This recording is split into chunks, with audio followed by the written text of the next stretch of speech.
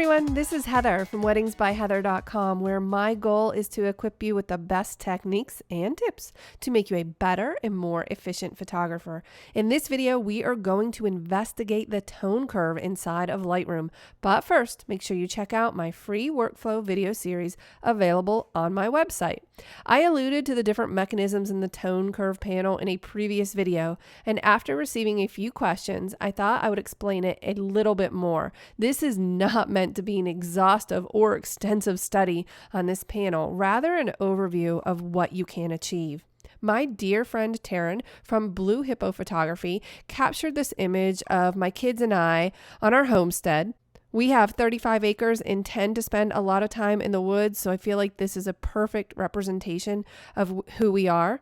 Let me first point out that there are two versions in the tone curve. You are looking at the tone curve currently, but if you click this icon, you are now looking at the point curve, which may not look much different, but it is because it gives you access to the different channels. I'm going to click that icon again so that we can start with the tone curve panel.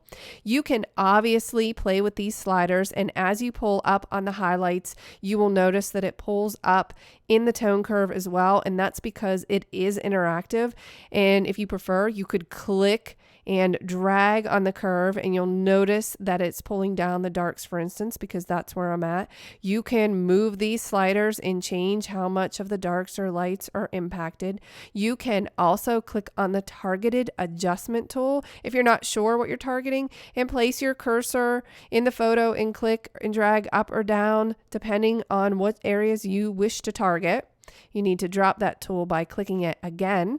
You can change the point curve from linear to a medium contrast or a strong contrast. Those are presets that come with Lightroom for the tone curve. You can also create your own curve presets, which is quite fun. And as with Photoshop, there are multiple vehicles that will get you to the same destination. The tone curve and the point curve affect many of the same areas of the photograph, but the point curve just has a little more power and versatility because you can target specific channels. Remember, the RGB channel is just the composite of the red, green, and blue, but I can target each one of these specifically, and this can come in really handy for some difficult color corrections that maybe you weren't able to get right in the basic panel. So if you click the red channel, for instance, if you pull up on the red channel, you will get more red in the photo, but if you pull down, you'll get cyan because red and cyan go together. And then we have the green channel, which is green on one end and then magenta on the other. And then we have the blue channel, which is blue and yellow. And you can get really creative with some of these. I'm just simply So I live in the country, and that was my rooster, Francis, and he will continue to do that. I'm just going to let it fly. Okay, you can go back to the red, green, and blue channel. Oh, Francis. And you can make changes to this curve in all kinds of different ways by adding points and then adjusting.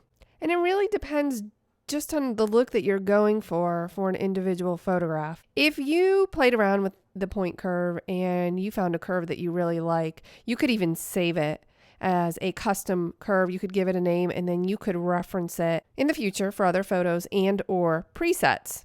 I'm going to switch back to the tone curve and just show you a couple of things that I would do to this particular photo. I would probably bring up the shadows and I would bring down the highlights. I actually love the feeling of this photo pretty much just how it is, but I wanted to explore this a little bit further. I hope that you found it useful. I'll see you in the next video.